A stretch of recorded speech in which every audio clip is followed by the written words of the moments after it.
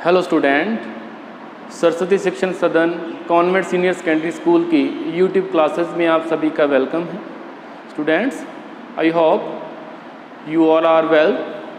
अपने जो ज्योग्राफी में first book fundamental of human geography का 5th चैप्टर प्राइमरी एक्टिविटीज़ जो स्टार्ट किया था, उसमें अपने इससे पहले इकोनॉमिक एक्टिविटीज़ के बारे में 5 टाइप की इकोनॉमिक एक्टिविटीज़ कौन कौन सी हैं, उसमें कौन कौन सी आगे जो फंक्शन है या एक्टिविटीज़ आती है, और उसके आगे अपने जो प्राइमरी एक्टिविटी है उसमें एक पार्ट कर लिया था अपने हंटिंग और फूड गैदरिंग। अब उससे आगे नेक्स्ट जो अपने करेंगे वो है पेस्टोरलिज्म। ठीक है, जनरली इसमें क्या है कि जैसे प्राइमरी एक्टिविटी का एवोल्यूशन हुआ है या ह्यूमन बीइंग का एवोल्यूशन हुआ है, जैसे पहले हंटिंग फूड गैदरिंग है ना, और फिशिंग आ गया, उसके बाद में धीरे धीरे जैसे पेस्टोरलिज्म आएगा, फिर एग्रीकल्चर आएगा। एग्रीकल्चर में भी डिफरेंट टाइप्स की प्रिमिटिव और जो मॉडर्न एग्रीकल्चर होगी, एक सीक्वेंस के साथ में आपकी बुक में दिया हुआ है, उसी के अकॉर्डिंग अपने यहाँ चल रहे हैं कि इससे जो नेक्स्ट पार्ट है हंटिंग और फूड गैदरिंग के बाद में वो है पेस्टोरलिज्म, जिसे अपने पशुचारण व्यवसाय या पशुचारण कह देते हैं। क्या हुआ कि जब ह्यूमन बीइंग को ये फील हुआ या रिलाई हुआ कि जो हंटिंग और फूड गैदरिंग वो कर रहा है, उससे उसकी जो लाइफ है वो सस्टेन होना बड़ा मुश्किल था, क्योंकि हंटिंग करना बड़ा डिफ़िकल्ट था, इतने एनिमल उनको आसपास नहीं मिलते थे, हंटिंग कई बार अनसक्सेसफुल रह जाती थी, उनको भूखे रहना पड़ता था। गैदरिंग का भी पर्टिकुलर टाइम होता है, सीजन, उस टाइम उनको अच्छी गैदरिंग थी, कुछ ज़्यादा टाइम रेनफॉल नहीं हो रहा या ऐसी कुछ प्रॉब्लम्स हैं, है ना, कोई बेटर क्लाइमेट कंडीशन नहीं है, तो वो गैदरिंग नहीं भी कर पाते थे। तो उनको ये लगा कि ये जो एक्टिविटी अपने कर रहे हैं वो सफिशिएंट नहीं है। ठीक है, तो उन्होंने क्या किया, उसके बाद उन्होंने किया कि जो एनिमल्स हैं उनको डोमेस्टिकेशन उनका करना स्टार्ट कर दिया, उनको पालतू बनाना शुरू कर दिया। ठीक है, कि पशुओं को पालतू बनाकर रखा जाए, चाहे उनसे अपने दूध प्राप्त करें, उनसे वुलन, उनसे मीट, ठीक है, जिससे क्लोथ्स बने, शेल्टर बने। तो इसके लिए ये सिस्टम उन्होंने स्टार्ट किया ऐसे। तो इसमें क्या था कि अलग अलग रीजन में जैसे वहाँ पे उनको एनिमल मिले, ठीक है, जिस तरह की क्लाइमेट थी उसके अकॉर्डिंग उन्होंने जो एनिमल है उसका डोमेस्टिकेशन किया। ठीक है, इसमें भी एक चीज़ और आती है कि जैसे आप आगे पढ़ोगे कि पेस्टोरलिज्म के 2 पार्ट आएंगे, तो 2 पार्ट कैसे होंगे, उनके क्लाइमेट के अकॉर्डिंग या एनवायरनमेंट के अकॉर्डिंग, या अपने कह सकते हैं जियोग्राफिकल कंडीशन के अकॉर्डिंग। ठीक है, और अपने कह सकते हैं कि जो अवेलेबल टेक्नोलॉजी है उसके अकॉर्डिंग अपने को जो पेस्टोरलिज्म है वो 2 टाइप का मिलता है। एक तो इसमें मिलेगा नोमैडिक हर्डिंग, जिसे अपने चलवासी पशुचारण कह देते हैं, और एक मिलेगा अपने को कमर्शियल लाइवस्टॉक रियरिंग, जिसको अपने बोल देते हैं, क्या कहते हैं, वाणिज्य पशुधन चारण। ठीक है, तो या वाणिज्य पशुधन सिंपल बोल देते हैं। तो 2 पार्ट के हैं पेस्टोरलिज्म में, पशुचारण में क्या होता है या क्यों स्टार्ट किया गया, ये सिंपल आपको बता दिया। उसके बाद आगे इसके अपने 2 अलग अलग जो पार्ट हैं उसके बारे में स्टडी करेंगे। तो पेस्टोरलिज्म का जो फर्स्ट पार्ट है वो है नोमैडिक हर्डिंग, ठीक है, और जो सेकंड पार्ट है इसका वो है कमर्शियल लाइवस्टॉक रियरिंग। ठीक है, 2 पार्ट्स की है पेस्टोरलिज्म, पशुचारण। इनका डिफरेंस क्या आएगा, एक तो फर्क आएगा जियोग्राफिकल कंडीशंस का। ठीक है, इनका जो अपने कह सकते हैं कि फैक्टर इनको कौन कौन से इन्फ्लुएंस करते हैं 2 टाइप्स के होने में, एक तो आ जाएगा अवेलेबल जियोग्राफिकल कंडीशंस, और सेकंड आ जाएगा टेक्नोलॉजिकल डेवलपमेंट। आप इसमें नोट करोगे जब आगे पढ़ोगे तो जियोग्राफिकल कंडीशन का इफेक्ट रहेगा। एक तरफ तो ऐसा एरिया होगा यहाँ पे मान लो आप डेजर्ट है या माउंटेनियस रीजन है या अपने कह सकते हैं कि ज़्यादा कोल्ड वेदर टाइप है, मतलब यहाँ पे जनरली पेस्टोरलिज्म तो दोनों ही टाइप के वहीं होंगे। यहाँ पे खेती करना या एग्रीकल्चर करना कम बेनिफिशियल होगा पेस्टोरलिज्म के, यहाँ एग्रीकल्चर ज़्यादा बेनिफिशियल होगी, वहाँ पे पेस्टोरलिज्म नहीं होती है, ये चीज़ का भी ध्यान रखना। तो पेस्टोरलिज्म पर्टिकुलरली जो नोमैडिक हर्डिंग है वो आपको ऐसे रीजन में मिलेगा, यहाँ पे डेजर्ट है, माउंटेनियस रीजन है या पोलर रीजन के आसपास का एरिया। और जो कमर्शियल लाइवस्टॉक रेयरिंग है ये आपको मिलेंगे कॉन्टिनेंट के मिडल पार्ट में और मोस्टली 30 to 45 नॉर्थ और साउथ रीजन में, 30 डिग्री नॉर्थ 45 डिग्री नॉर्थ का बेल्ट और नीचे भी 30 डिग्री साउथ और 45 डिग्री साउथ का बेल्ट और कॉन्टिनेंटल के मिडल पार्ट में जनरली आपको ये इसका डिस्ट्रीब्यूशन मिलेगा। तो इनका रीजन भी एरिया भी अलग अलग है, तो इससे जियोग्राफिकल कंडीशन की बात आ जाती है।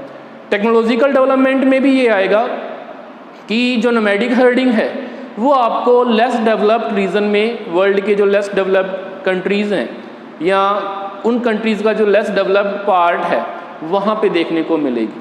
ठीक है, टेक्नोलॉजिकली भी वो लेस डेवलप्ड होते हैं। और जो कमर्शियल लाइवस्टॉक रेयरिंग है, एक चीज़ और भी इसमें नोट करना कि जो नोमैडिक हर्डिंग है वहाँ पे जनरली इसका तो आगे भी अपने पढ़ लेंगे कि ये जीवन निर्वाह के लिए, लाइफ सस्टेन के लिए होती है। वहाँ पे उस कंट्री की जो इकोनॉमिक कंडीशन है वो बहुत ज़्यादा बेटर भी नहीं होती। और जहाँ कमर्शियल लाइवस्टॉक रेयरिंग होगा ये डेवलप्ड कंट्रीज़ में, है ना, उसकी ये एक अपने कह सकते हैं कि एक्टिविटी है। यहाँ पे टेक्नोलॉजी भी अच्छी डेवलप्ड है, वैसे भी ये कंट्री रिच होते हैं, ठीक है, इकोनॉमिकली भी। तो ये कुछ उसमें बेसिक डिफरेंस आएंगे जब इनको अपने अलग अलग स्टडी करेंगे। तो सबसे पहले अपने करते हैं नोमैडिक हर्डिंग। पेस्टोरलिज्म में फर्स्ट पार्ट जो अपना है वो है नोमैडिक हर्डिंग।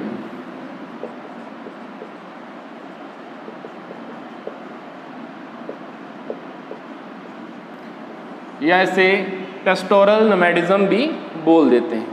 ठीक है, इसमें क्या होता है, इसमें जो एनिमल हैं उनको पाला जाता है किसके लिए, क्योंकि लोग अपने फूड, क्लोथ्स,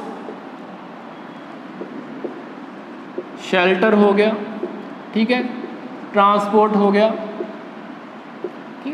ऐसी जो उनकी बेसिक नीड है उसके लिए वो क्या होते हैं कि एनिमल के ऊपर रिलाई होते हैं, rely on animal for food, cloth, shelter, transport, etc other activity जो भी उनकी लाइफ सस्टेन करने के लिए एसेंशियल होती है। ठीक है, तो एक चीज़ तो ये आ गई इनका मेन पॉइंट। और दूसरा ये, जैसा कि इसके नाम से ही पता है कि नोमैडिक हर्डिंग, ठीक है, चलवासी, नोमैडिक का मतलब आ गया, नोमैड्स चलवासी जो जीवन व्यतीत करते हैं। क्यों ऐसा होता है, जनरली ये ऐसे रीजन में मिलते हैं। यहाँ पे क्या होता है कि ऐसे नहीं है कि पूरे साल ही इनको जो एनिमल के लिए जो फॉडर चारा है वो उनको अवेलेबल रहेगा, पानी और चारे की तलाश में, ठीक है, इनका जो मूवमेंट है वो एक जगह से दूसरी जगह होता रहता है। एक इनकी अपने और कैरेक्टरिस्टिक लिख लें, मूव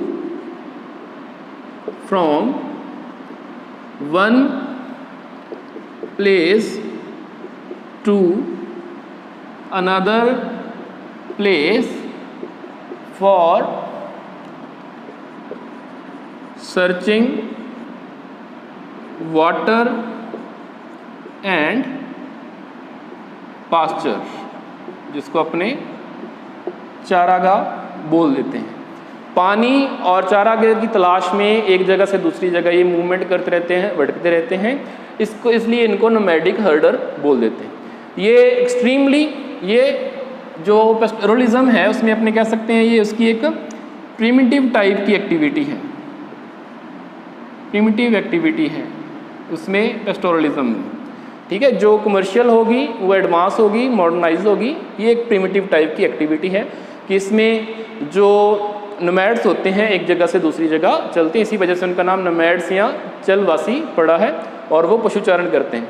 ठीक है, one place to another place for searching water and pasture, और पशुओं के साथ जाते हैं। इस चीज़ का भी ध्यान रखना कि नोमैड जो होते हैं पशुओं के साथ एक जगह से दूसरी जगह चारे के लिए या चारागाह के लिए अपने कह सकते हैं, और पानी की तलाश में इधर उधर घूमते रहते हैं।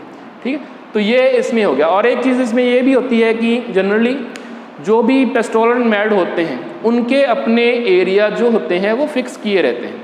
ठीक है, कुछ उनके ट्रेडिशनल एरियाज़ होते हैं जिसमें ये होता है कि इतने एरिया में ये क्या करेंगे कि पेस्टोरल नोमैडिज्म करेंगे या पशुओं को चराएंगे। ये उनका एरिया जो होता है वो फिक्स होता है।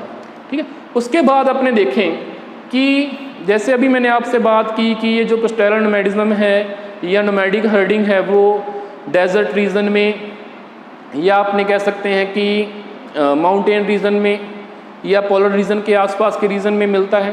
तो क्लाइमेटिकली या जियोग्राफिकल कंडीशन के अकॉर्डिंग वहाँ पे डिफरेंट टाइप्स के एनिमल भी मिलते हैं। अलग अलग रीजन में, अलग अलग जियोग्राफिकल रीजन में अलग अलग टाइप के एनिमल जो मिलेंगे। तो इसमें क्या होता है कि जो सहारा डेजर्ट है, सहारा डेजर्ट अफ्रीका में है, वहाँ पे क्या मिलेगा आपको? कैटल्स मिलेंगे, गाय बैल। ठीक है, उसके बाद जो आपका इसमें आगे Andes and Rockies mountain region मिल गए, उसमें याक मिलेंगे। ठीक है, जो अरेबियन डेजर्ट है उसमें कैमल, गॉट, शीप मिलेंगे। और आर्कटिक एंड सब आर्कटिक रीजन में आपको रेंडियर मिलेंगे। ठीक है, अलग अलग रीजन के अकॉर्डिंग अलग अलग टाइप के जो एनिमल हैं वो आपको मिलेंगे। इसके बाद अपने करें इसका डिस्ट्रीब्यूशन की बात इनकी कर लें।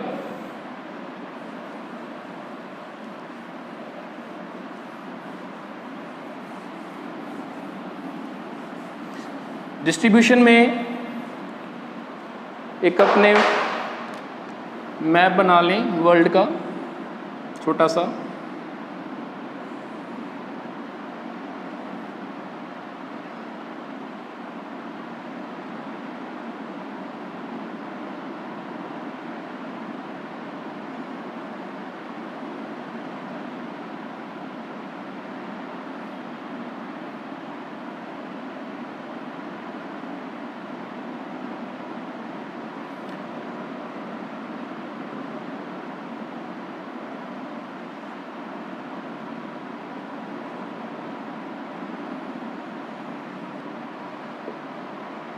इनका जो डिस्ट्रीब्यूशन है वो अपने को यहाँ से शुरू होकर अटलांटिक कोस्ट से शुरू होकर ये नॉर्थ अफ्रीका आ जाएगा। ठीक है, इसके बाद ये ऐसे जो अरेबियन डेजर्ट है उसको और आगे बढ़ता हुआ ये एशिया से आगे एशिया में इंटर करके यहाँ जैसे अरेबियन डेजर्ट आ गया, वहाँ पे उसके बाद यहाँ से क्रॉस होता हुआ मंगोलिया और सेंट्रल चाइना का रीजन। ठीक है, इंडिया के ऊपर वाले पार्ट से जो मंगोलिया है, चाइना का पार्ट है, वहाँ तक एक रीजन ये आ गया इसका। ठीक है, एक आ जाएगा इसमें जो ये वाला पार्ट है, नॉर्दर्न यूरेशिया का पार्ट आ जाएगा इसमें। एक इसमें आ जाएगा आपका यहाँ पे tropic of Capricorn Kalahari desert का रीजन आ जाएगा। एक आ जाएगा इसमें आपका ये मेडागास्कर का ये रीजन आ जाएगा। ठीक है, तो इसमें 3 रीजन हो गए, जिसमें फर्स्ट हो गया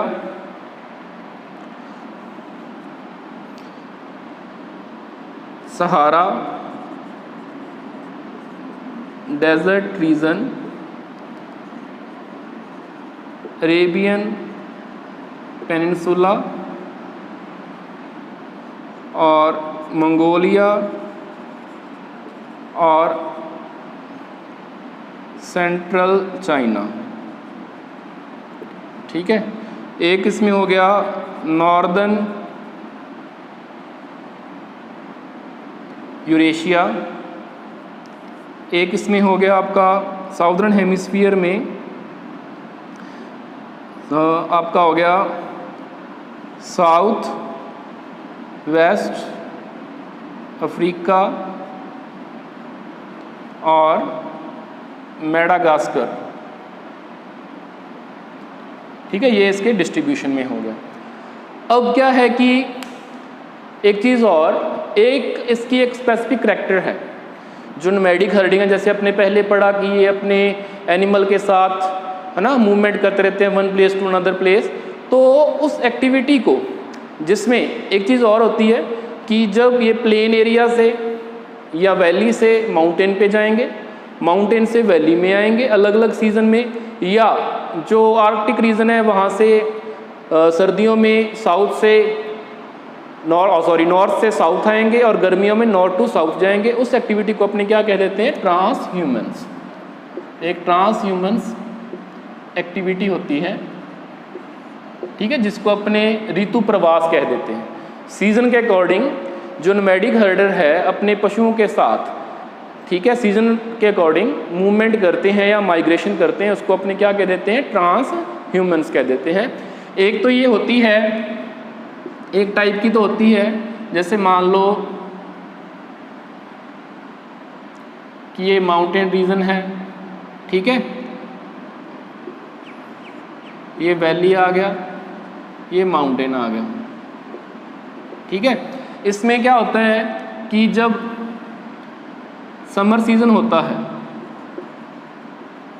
समर सीज़न होता है तो जो पहाड़ होते हैं, हिल टॉप होता है, उसकी ढलान होती है, वहाँ पे जो बर्फ़ जमी होती है वो पिघल जाती है। बर्फ़ के पिघलने से वहाँ पे जो ग्रासलैंड बनते हैं उनको अपने बुग्याल कह देते हैं, ट्रॉपिकल ग्रासलैंड जो होते हैं, सॉरी टेम्परेट ग्रासलैंड जो होते हैं।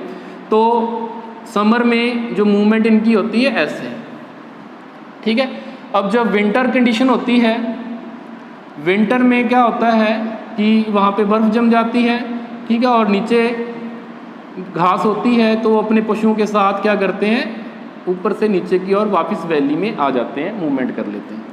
एक होती है कि मान लो ये पोलर रीजन है 90 डिग्री का, इसके आसपास 70 डिग्री का रीजन है, 80 डिग्री का रीजन है, ठीक है, यहाँ 80 डिग्री नॉर्थ अपने मान लो और 70 डिग्री नॉर्थ मान लो, ठीक है। जब तो होती है समर, तो ये इनका मूवमेंट कैसे हो जाता है? South to north. और विंटर में मूवमेंट कैसे हो जाता है? नॉर्थ टू साउथ, ठीक है। तो इस मूवमेंट को अपने क्या कह देते हैं? जो अपने पशुओं के साथ सीजन के अकॉर्डिंग किया जाता है, उसको अपने बोलते हैं ट्रांस ह्यूमन्स। ये जो एक्टिविटी है हिमालयन रीजन में भी देखने को मिलती है। हिमालयन रीजन में कुछ जो ट्राइब्स हैं, जिसमें गुज्जर है, बकरवाल है, ठीक है, गुज्जर है, बकरवाल है ना, भोटिया है, ये क्या करते हैं? ट्रांस ह्यूमन्स करते हैं हिमालयन रीजन में। तो ये होगी अपनी ट्रांस ह्यूमन की एक्टिविटी। एक इसमें आगे सी कंक्लूजन में थोड़ा सा बताया हुआ है कि धीरे धीरे जो नोमैडिक हर्डर हैं उनका नंबर, मतलब पशुओं को चलवासी जीवन व्यतीत करने वाले या चलवासी पशुचारण करने वाले, उनका नंबर डिक्रीज हो रहा है, और उनके जो एरिया हैं जिस पे वो नोमैडिक हर्डिंग करते थे वो भी धीरे धीरे श्रिंक होते जा रहे हैं। इसकी वजह क्या है? इसके दो कारण जनरली बताए जाते हैं, ठीक है। एक तो क्या हो गया कि जो पॉलिटिकल बाउंड्रीज जो हैं अलग अलग, पहले तो क्या होता था कि एक देश से दूसरे देश में एंट्री कर जाते थे। अब जैसे जैसे पॉलिटिकल इशू, सिक्योरिटी इशू आने लगे हैं, तो अलग अलग कंट्री ने एक कंट्री से दूसरी कंट्री में आना जाना बाउंड कर रखा है। कुछ में तो फैसिलिटी है लेकिन कईयों में नहीं है, तो उसकी वजह से। और उसके साथ साथ जो पर्टिकुलर गवर्नमेंट है किसी कंट्री की, उन्होंने प्लांट सेटलमेंट बनाने शुरू कर दिए हैं। इनको चलवासी जीवन को इनको मतलब कह सकते हैं कि ट्रांजिशन कर दिया है इनका, कि ये एक जगह घर बना कर रहें, परमानेंट ये स्ट्रक्चर बना के रहें, सेटलमेंट बना के रहें। तो उसकी वजह से इनका जो नंबर है और इनका जो एरिया है वो कम हुआ है। इसके बाद में जो अपनी सेकंड है वो है commercial livestock rearing. Commercial livestock rearing जो है वो बिल्कुल डिफरेंट होती है, एरिया वाइज भी अपने कह दें, जैसे अपने पढ़ के गए हैं, टेक्नोलॉजी वाइज भी, ठीक है। और वहाँ पे क्या होता है कि कमर्शियली जो एनिमल हैं, ठीक है, उनको पाला जाता है, उनसे कमर्शियली वैल्यूएबल जो थिंग्स हैं, गुड्स हैं, वो ली जाती हैं, ठीक है। और अपने कह सकते हैं कि ना ही उनमें ये जो मूवमेंट है, ट्रांस ह्यूमन है, वो बड़े लेवल पे पाया जाता है। छोटे लेवल पे तो उनको मिलेगा एक पार्सल से दूसरे पार्सल। दूसरा, पशुओं को रखने की जो टेक्निक्स होती हैं वो साइंटिफिक होती हैं।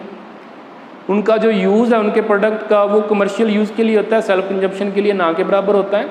पर्टिकुलर टाइप के जो एनिमल हैं, ठीक है, स्पेशलिटी होती है कि एक रीजन में एक ही टाइप का एनिमल रखा जाएगा जैसा क्लाइमेट सूट करेगा। ऐसे नहीं कि एक ही जगह कई टाइप के 4-5 टाइप के जो एनिमल है वहाँ रखे हुए हैं। तो ये कमर्शियल लाइवस्टॉक रियरिंग इस तरह से जो नोमैडिक हर्डिंग है उससे डिफरेंट होती है, ठीक है। तो इसमें क्या होता है, ये mostly developed region of world में की जाती है, अपने ये भी लिख सकते हैं, ठीक है। और इसमें क्या होता है कि अपने कह सकते हैं कि साइंटिफिक मेथड यूज़ किया जाता है, scientific method used for animal health care, ठीक है, ब्रीडिंग और कंट्रोल ऑन डिजीज़ेस, ठीक है। तो साइंटिफिक मेथड से पशुओं के स्वास्थ्य का ध्यान रखा जाता है, उनकी जो ब्रीडिंग होती है, नस्ल सुधार के लिए, ब्रीडिंग इम्प्रूवमेंट कह सकते हैं अपने, उसके लिए साइंटिफिक मेथड का यूज़ किया जाता है। ज़्यादा दूध देने वाली हैं या ज़्यादा मांस देने वाली हैं, ज़्यादा ऊन देने वाली जो किस्में हैं अलग अलग, वो डेवलप की जाती हैं, उनकी बीमारियों के ऊपर कंट्रोल किया जाता है। ये साइंटिफिक मेथड इसमें यूज़ किए जाते हैं। और इसमें क्या होता है कि इसमें रेंचेस होते हैं, बाड़े होते हैं बड़े बड़े। रेंचेस को जो आपका अर्जेंटीना है एस्टेंशिया उसमें बोलते हैं, रेंचेस होते हैं। मान लो ये रेंचेस है और इसमें फेंसिंग लगी होती है, तार लगी होती है, एक जो अपने कह सकते हैं रेंच है उसका दूसरे रेंच में पशुओं को नहीं आ जा सकते, उनका जो फिक्स एरिया होता है वहीं होते हैं। इसमें 2 या 4 पार्ट में डिवाइड कर दिया जाता है और इनको पार्सल कह देते हैं अपने छोटे छोटे, ठीक है। जैसे मान लो पहले इस पार्सल में रखा, जब यहाँ से ग्रास ख़त्म होगी तो आगे ले गए, यहाँ से ख़त्म हुई आगे ले आए, यहाँ से हुई आगे ले आए, उतने में यहाँ पे फिर से घास आ जाती है और ऐसे उनको एक जगह से दूसरी जगह मूवमेंट करवाया जाता है, स्मॉल या शॉर्ट लेवल पे अपने कह सकते हैं। जैसे उसमें एक जगह से दूसरी जगह काफ़ी दूर दूर तक जाते हैं, नोमैडिक हर्डर होते हैं, इसमें एक पार्सल से दूसरे पार्सल तक उनका जो मूवमेंट है वो करवाया जाता है। इस तरह से ये रेंचेस होते हैं, बाड़े होते हैं जो काफ़ी बड़े बड़े होते हैं, ठीक है। इसमें अपने आ गया कि generally developed region of world में साइंटिफिक मेथड्स यूज़ किया जाता है और जो प्रोडक्शन है, production from animal is used for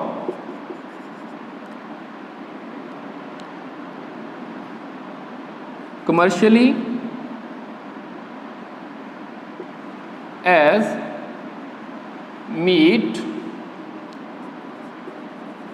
woolen, hides या लेदर कह सकते हैं अपने, लेदर एक्सेट्रा, ठीक है।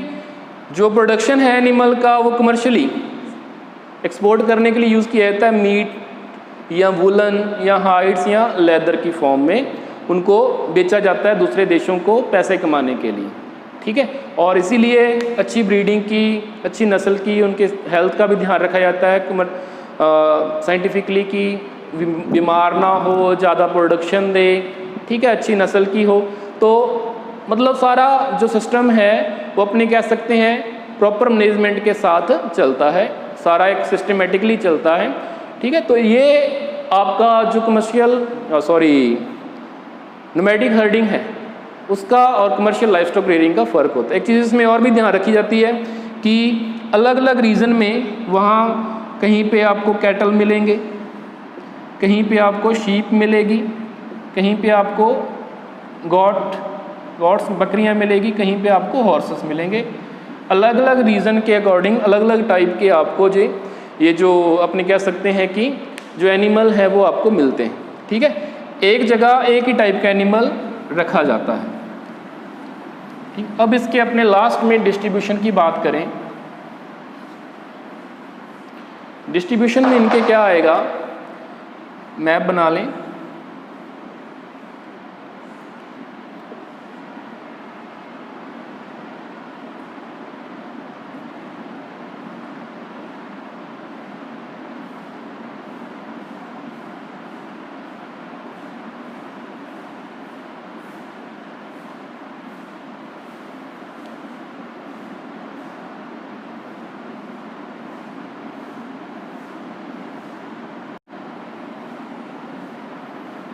इनका जो डिस्ट्रीब्यूशन है, जैसे मैंने आपको ये चैप्टर जब अपने स्टार्ट किया था तभी मैंने आपको बता दिया था कि इनका जो डिस्ट्रीब्यूशन है वो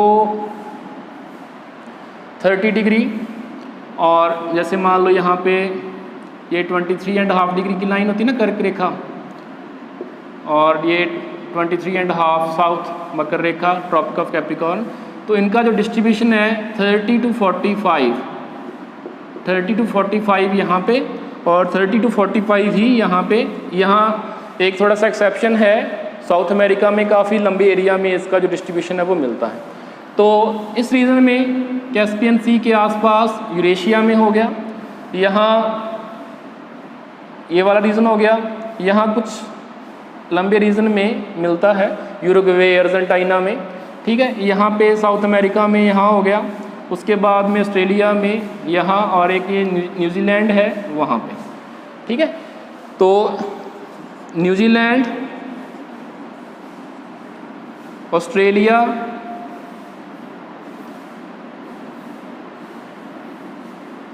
यूरुग्वे, अर्जेंटीना,